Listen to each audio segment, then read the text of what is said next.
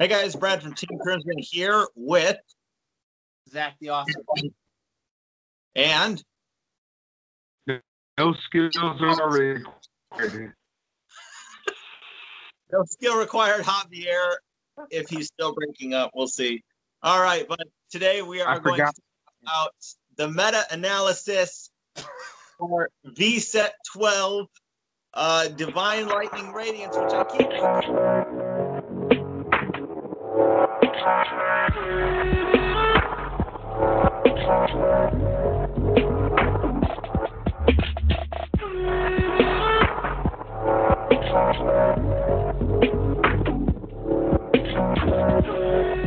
All right, guys, so we are here to talk about the meta-analysis for BT12, VBT12, Divine Lightning Radiance. The set had Gold Paladins, Angel Feather, Narcomi, Genesis, and I believe that's it.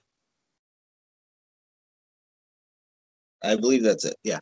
Yeah. But anyways, yeah, so we're here to talk about that and talk about how impactful this meta was, which it very much was. So we're going to go over the top 5 really quick here, and we'll kind of explain what makes it meta along the way a little bit as well. So at the number 5 spot, Javi, you are way too close to the camera. Lazy eye. Lazy eye. So at the right. I'm done. At the number 5 spot is Genesis. Surprisingly, it's the Astral Poet build, by the way. So obviously, the Astral Poet build got some new stuff. Got the new grade 3, and I believe there's a grade 1 or something that it makes the deck so much more consistent, which was what they were really lacking to begin with. That was one of their biggest faults, was that they weren't very consistent, weren't always able to open up and go into everything that they needed to. With the introduction of these new cards, it is now able to do so. So yeah, obviously Astral Poet's quite dangerous, but especially with the restanding Valkyrian. So, but yeah, quite dangerous. Let's go into the number 4. I'll ask you guys for your thoughts afterwards, okay? That way we can just kind of breeze through some of these top 5 real quick. So at the number 4 spot is Shadow Paladin, Luard. So Luard is sitting at number 4 right now, and that's mostly because of how impactful these next 3 are. But Luard is still quite good. Luard is still insanely dangerous. But I think a lot of the only issues that Jesus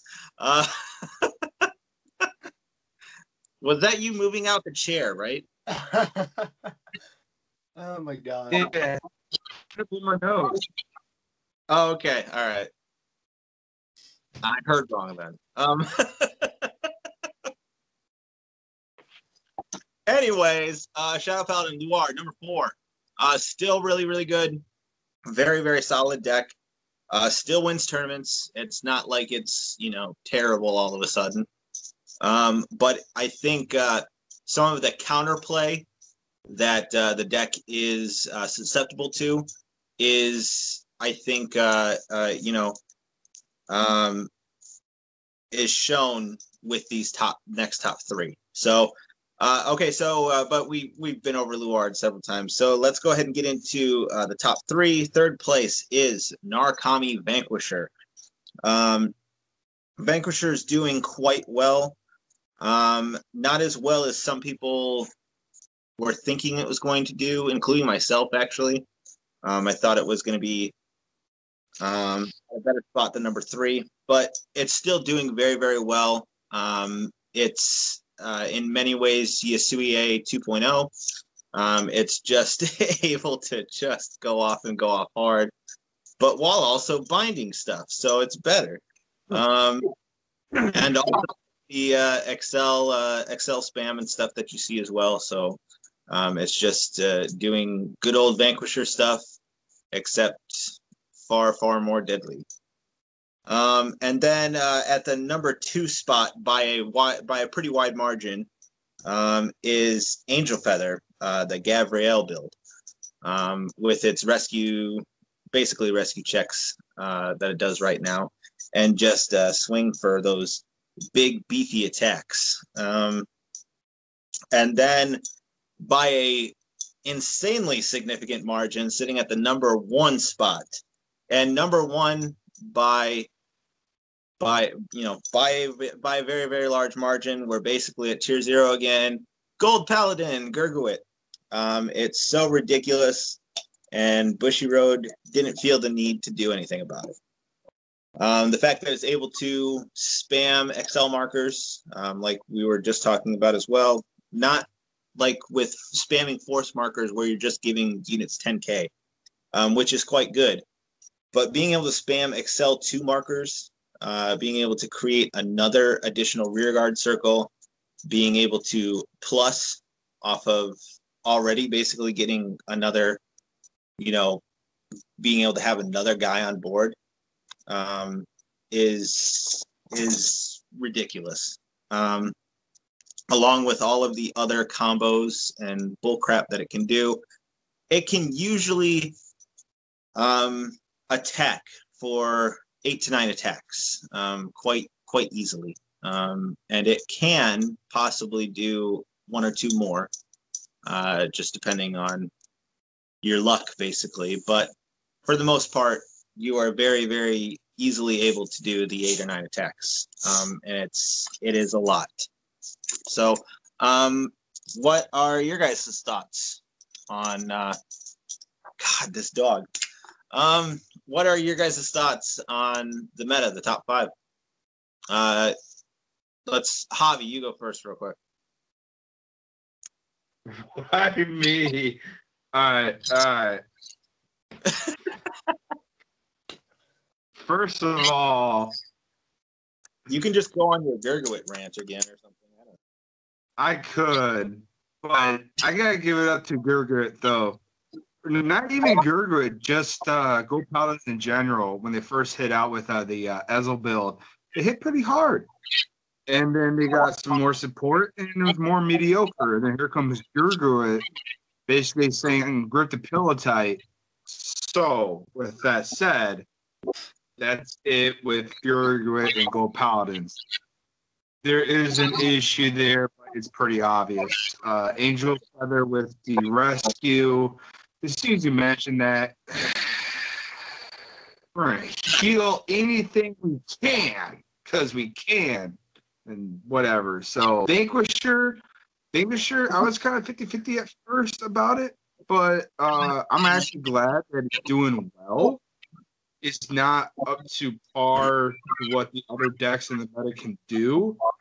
But if you get a decent player behind it, and who knows timing, because the new Vanquisher severely reminds me of old school Shadow Paladins with Raging Form Dragon, because it's going to come out of nowhere, and the only way you know it's going to come out is when it's bound.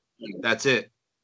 With that said, it doesn't really take away from the deck on what the deck has already been doing, so that's good. It leveled out.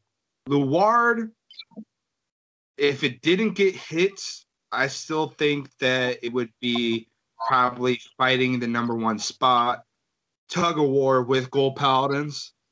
And then Genesis, I'm glad it's more consistent, because the opening up the astral plane and being able to do all that stuff is good, but the problem was the lack of consistency in the deck. So with that said, I believe that Genesis could probably push for the number 3 spot if a player is able to actually build it a little bit more aggressive, I would say. But consistency is consistency. What to look forward to in the future of the meta? It's going to be Excel. It doesn't matter which deck. It's going to be Excel. All right. Zach, your thoughts? The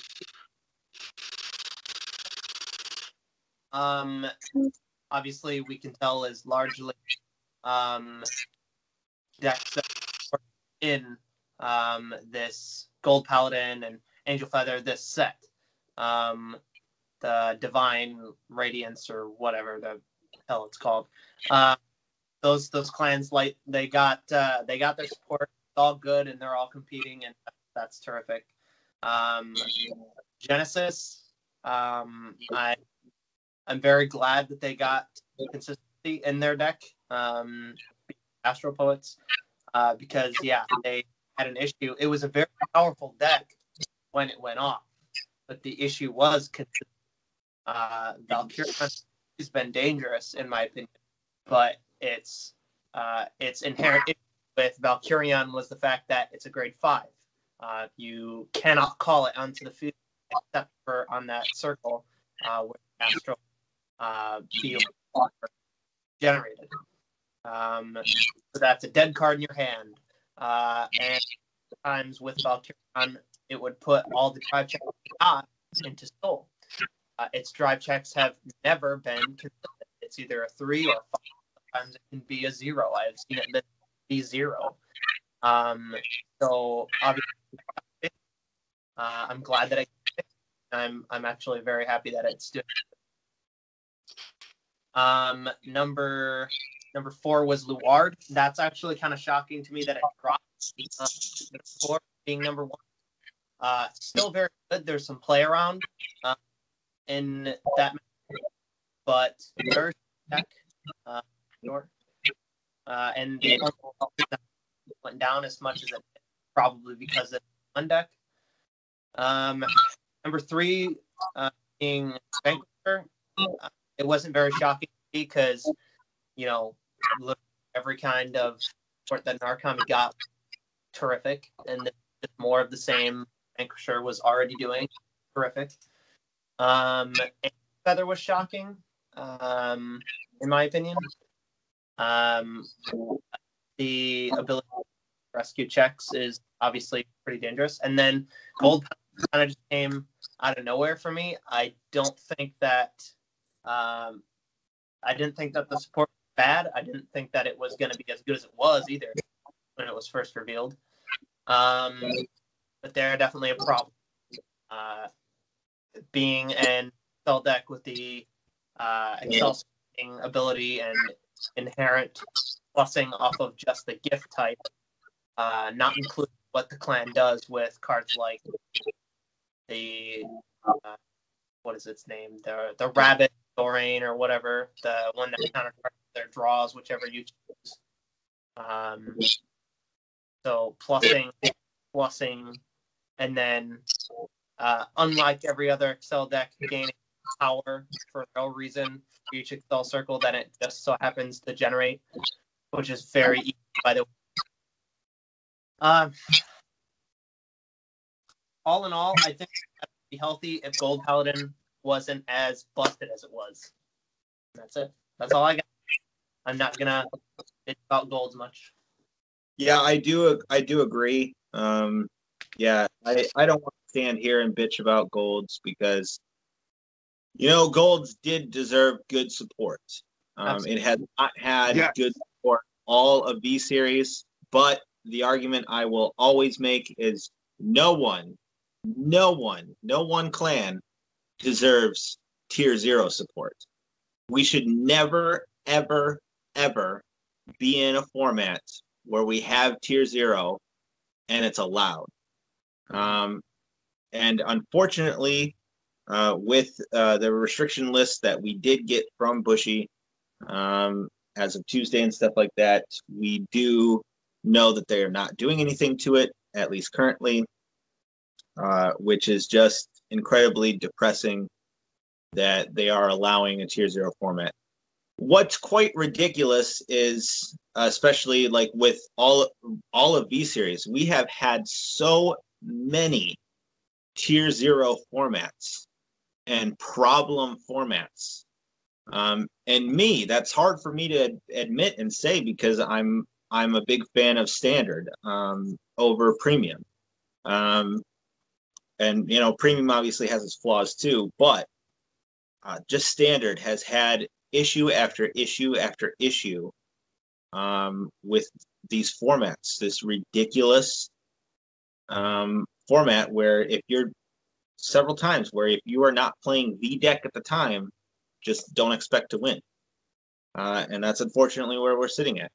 I wish I could talk about good news, but they just give it to us few and far between.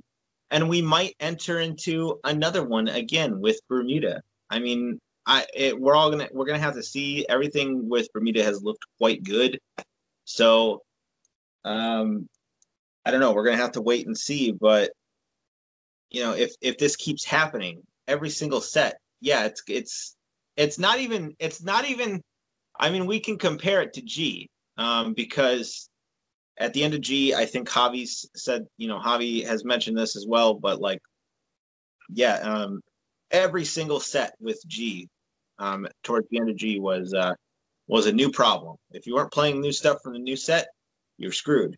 And you're an idiot because you need to be playing the new stuff. And you just had to buy a new deck every single set. It has not been that to an extent with this one, but it has been worse on the side of having literally one deck specifically be the most dominant. Like with this one, that it comes out.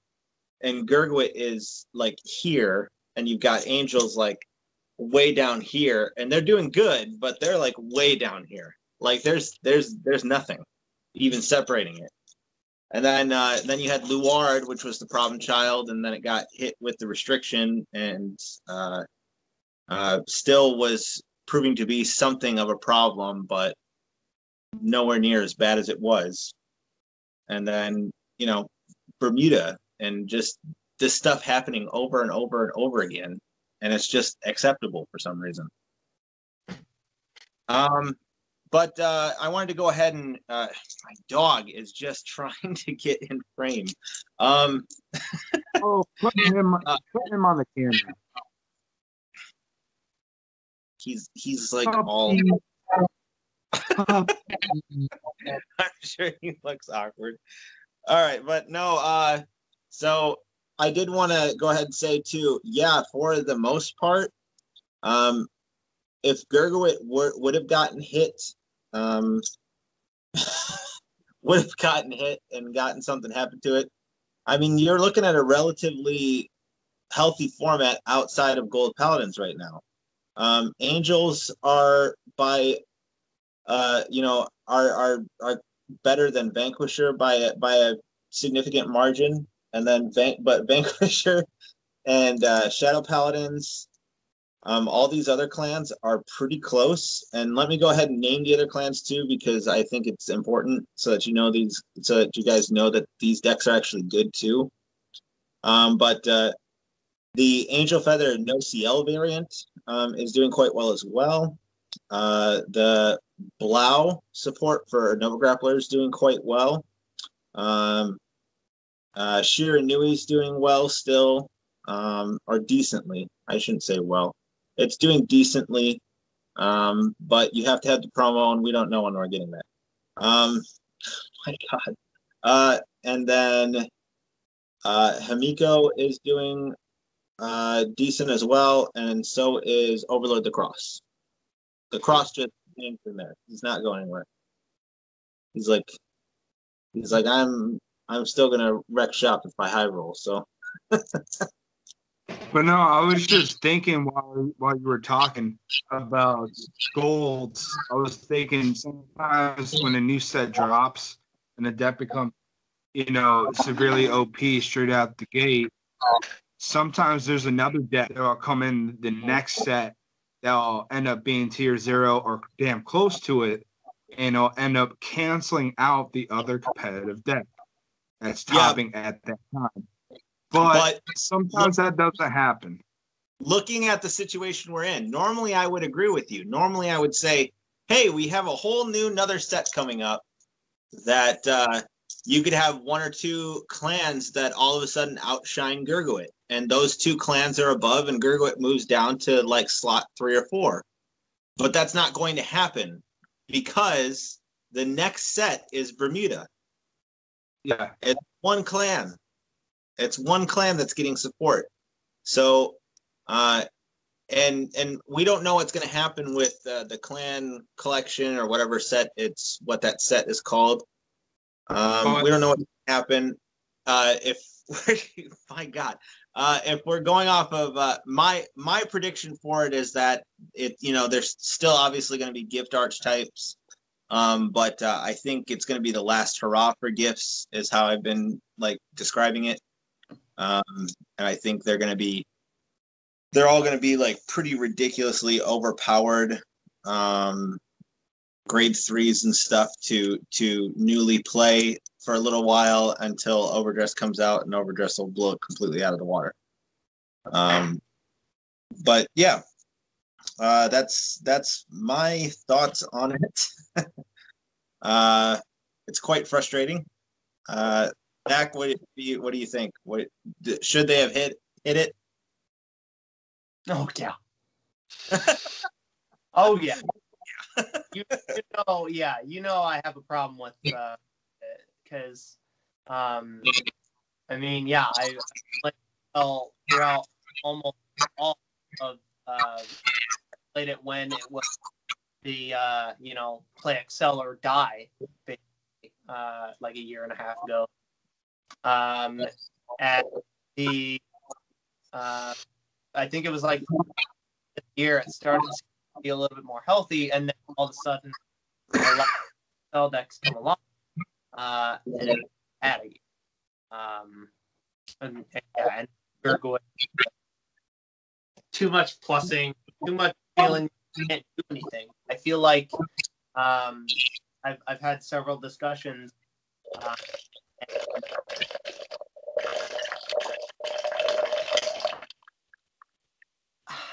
I know one of the discussions that I've had is that Luard was in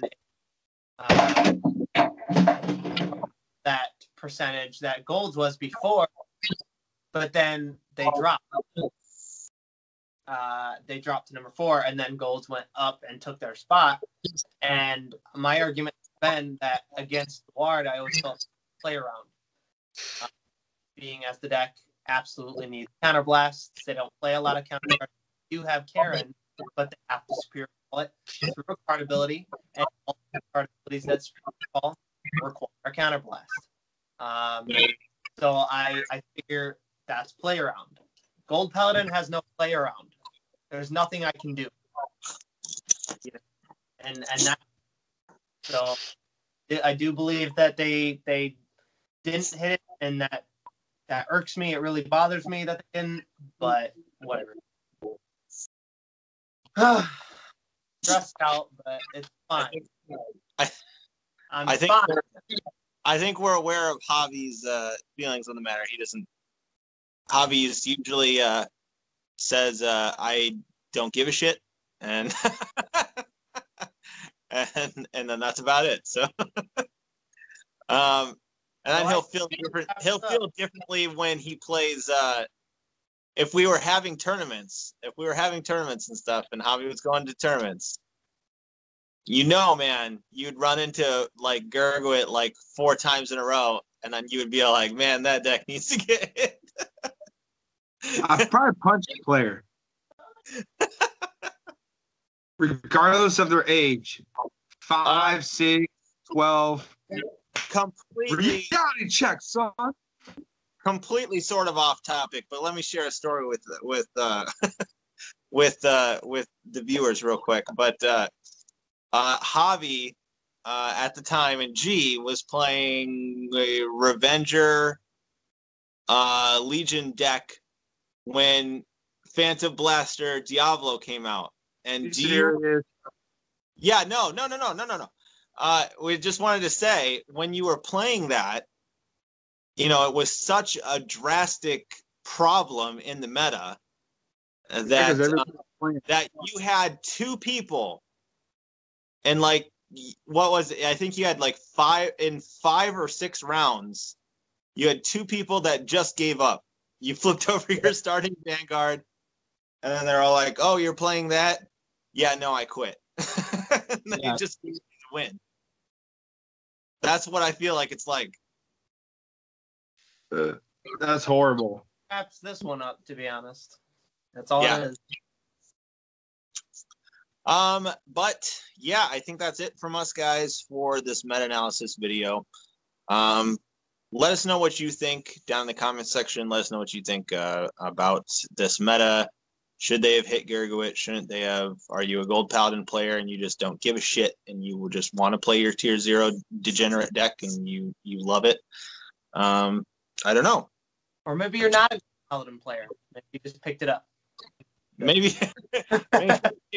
Yeah, I don't know. Or maybe not because you want to play Tier 0 and you think it's fun.